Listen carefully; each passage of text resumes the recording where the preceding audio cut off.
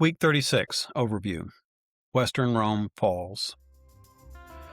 We end this year with one of the turning points of history, the fall of the Western Roman Empire. Rome had been a center of political power and cultural influence for over 1,000 years. The Roman Republic lasted twice as long as the history of the United States of America, and then it became an empire that lasted centuries longer. Rome was far from perfect, but she provided law, order, and classical culture.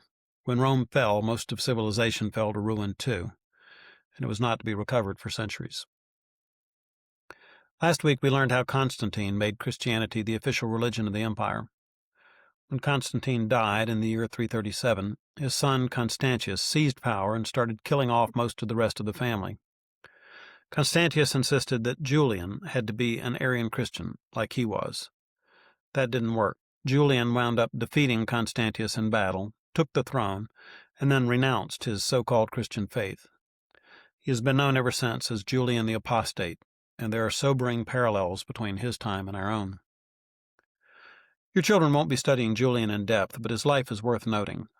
He wanted to make Rome great by getting Christianity out of the government. He didn't try to kill off the Christians, but he revoked the privileged positions of Christianity in the empire. Lands that had been given to the church were taken back. Bishops lost their traveling expenses. Julian tried to disrupt Christianity. He prohibited Christian teachers from using pagan sources like the Iliad. If they want to learn literature, he argued, they have Luke and Mark. Let them go back to their churches and expound on them. Schools had been an important part of Christianity's growing influence in Rome. At one stroke, Julian's edict eliminated that influence and put a lot of Christian scholars out of work. How does that compare with a modern secular effort to squeeze Christians out of positions of influence? Julian tried to beat the Christians at their own game, especially when it came to acts of mercy and charity. He tried to get the pagan temples to provide the same kinds of services that Christian churches did. He said, "These impious Galileans not only feed their own poor, but ours also, welcoming them into their agape. They attract them, as children are attracted with cakes. Whilst the pagan priests neglect the poor, the hated Galileans devote themselves to works of charity, and by a display of false compassion have established and given effect to their pernicious errors. See their love feasts, and their tables spread for the indigent. Such practices are common among them, and causes contempt for our gods." In an intentional effort to irritate the Christians, Julian tried to rebuild the Jewish temple in Jerusalem.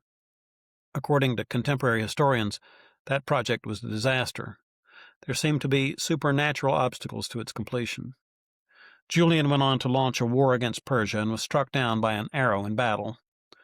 According to both pagan and Christian sources, he cried out at his death, "You have conquered, O Galilean." After Julian, the empire turned back to Christianity, but it didn't have much time left. The empire was now on its final descent. Up to now, history had been moving forward. Each empire got bigger. Each culture grew more sophisticated. But that all ended here. Classical culture was lost as wave after wave of barbarian warriors broke over the Western Empire until it finally collapsed. Most of these waves of men in motion at this particular time can be traced back to a single source, the Huns. The Huns were horsemen from the steppes in the middle of Asia. They may have been Mongolian originally. Attila the Hun was the greatest Hun ruler. His empire stretched from Russia to Holland, from the Black Sea to the Baltic. He was the enemy of both the eastern and western halves of the Roman Empire. He besieged Constantinople, marched through France, ravaged Italy. The city of Venice was founded as a result of his raids. The locals fled to make new homes in the marshy islands of the lagoon and never came back to the mainland. He marched towards Rome in the year 453, where he was met by an embassy that included Pope Leo I, unarmed. After just talking with this pope, for some mysterious reason, Attila turned away, leaving Rome untouched. Attila died the next year, and the Huns dispersed. Without their leader, the empire broke into pieces. But the waves of humanity that the Huns had stirred up were still in motion. There were displaced people everywhere. Many Angles and Saxons fled the continent to the relative safety of Britain, for example. We'll pick up their story next year. This week, however, let's trace the paths of the West Goths, the East Goths, and the Vandals. Each of these groups left their mark on what was left of Rome. The first group to run into Rome were the West Goths, or Visigoths. The Goths were pushing west, fleeing the Huns, and were either begging the empire for protection or threatening to cause trouble on its borders. The Eastern emperors came up with a plan. They decided it was to their advantage to recruit these Gothic tribesmen for their armies. It eased the burden on the native Romans, and it reduced the risk that some successful general would take over the empire. After all, what Roman would want to swear allegiance to some barbarian? That's how the mighty Gothic king Alaric wound up fighting for the Eastern Emperor Theodosius I, and that's how he learned how weak the empire really was. Alaric broke with the empire and ravaged Greece and invaded Italy 3 times. In the year 410, he breached the gates of Rome. That city, which had kept out all foreign enemies for almost 800 years, lay helpless before the barbarians. The looting was bad, but it could have been worse. Churches were spared, and the masses who fled there for sanctuary survived. Alaric took what he wanted and left the city to pull itself back together. The next barbarians to sack Rome were the Vandals. As far as we can tell, they were trying to get away from the Huns, too. The Vandals took the scenic route to Rome. In 406, they devastated France, and 3 years later they crossed into Spain. That kept them busy for 20 years, but then they built a fleet and sailed to Africa. The Vandals took Carthage without a fight, and then hopped over to Sicily and other Mediterranean islands. From there, Vandal fleets could raid the eastern and western empires with impunity, until Attila the Hun died. His death freed up what was left of the Roman forces to deal with these pesky pirates, or try to. It didn't turn out quite the way Rome had hoped. The Vandals took Rome in 455 and plundered it for 2 weeks straight. Pope Leo tried to keep them from burning down the city, with some success, apparently. The Vandals did a lot of damage, but, as with the Visigoths, it could have been a lot worse. A few years later, the West ceased to be an empire. Odoacer, a Germanic soldier who had fought for the empire, led a revolt against Romulus Augustulus, the last emperor, a 15-year-old boy. After the revolt, both the Roman and tribal soldiers proclaimed Odoacer king of Italy.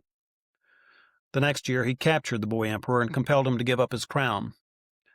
Odoacer could have claimed it, but that might have created a conflict with the emperor of the East in Constantinople. So he renounced the now meaningless title. He sent a purple robe to Zeno, the Eastern emperor, with a message that said, in effect, "One emperor is enough. I will rule Italy in your name." Constantinople didn't object immediately, but Odoacer didn't rule in Zeno's name for long.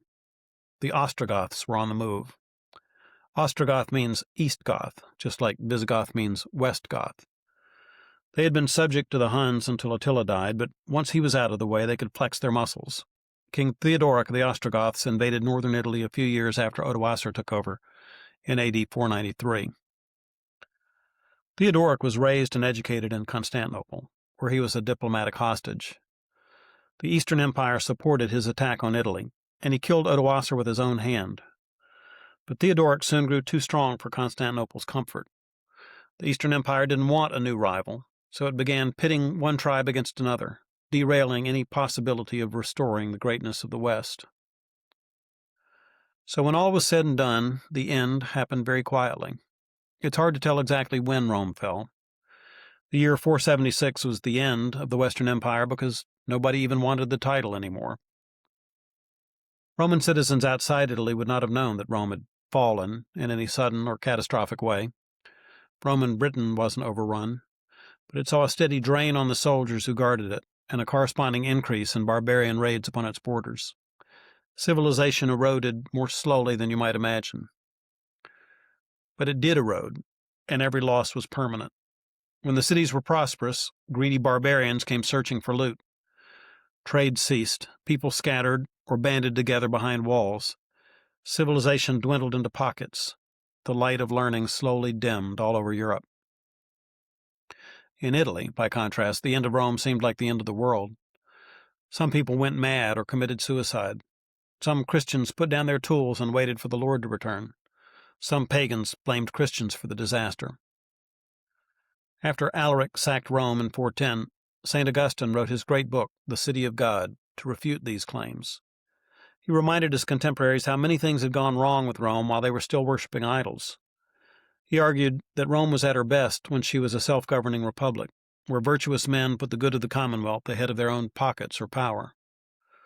Rome may have reached her pinnacle of power under the emperors, but Augustine argued that her best days were over long before Jesus was born. Once men began to put their own interests ahead of their nation, the end was inevitable. As you wrap up this year plan, take a look back. Consider what you've learned. We started in Egypt, where we flashed back to creation before the people of Israel made their great exodus. Then we toured ancient civilizations in India, China, and the Americas before we came back to Bronze Age Greece. We saw Israel at the peak of its earthly glory under Kings David and Solomon. But Israel wasn't faithful to the covenant, and God raised up empires to bring his people back to him. Assyria destroyed the northern kingdom of Israel before it was wiped out in turn. Think back to Daniel's prophecy of a great statue in Daniel 2. If you recall, Daniel saw a statue with a head of gold, torso of silver, belly of bronze, thighs of iron, and feet of clay. Most Christians believe the different parts of the statue refer to the successive empires of Babylon, Persia, Alexander the Great, and Rome, with the kingdom of Jesus Christ grinding them all to powder and becoming a mountain that filled the earth. Greece and Rome had a special role in paving the way for the gospel. Before Alexander's great conquest, the message of the prophets was limited to the Jews and a few foreigners who could read Hebrew. When the Old Testament was translated into Greek, the common language of culture and commerce, the message of a monotheistic God spread far beyond the borders of Israel. Rome's roads and rule made it possible for the gospel message to spread from England to Egypt. Greece and Rome laid the intellectual foundations for the new church, too. Greek philosophy and Roman law offered meaningful ways to think about God's truth and his justice. Western civilization is still indebted to Greek science and Roman technology. The Greeks made contributions to mathematics, art, poetry, government. Greece was the birthplace of democracy. The Romans had a generous system of dominion, granting conquered people Roman citizenship. They left a legacy of laws, a network of roads, and the memory of a unified Europe. Your family has covered so much this year. What can you do to encourage them in this final week of school? At a time like this, I like to paraphrase King Xerxes' line from Esther 6. What should be done for the mom, whom the king delights to honor? In the end, Rome was strong, but not invincible. Her fall is a sobering place to end our first year's study of the history of the world. Fortunately, our hope is in something stronger than Rome. We can end this year with the word of God in Daniel 2:44. And in the days of those kings, the God of heaven will set up a kingdom that shall never be destroyed, nor shall the kingdom be left to another people. It shall break in pieces all these kingdoms, and bring them to an end, and it shall stand forever.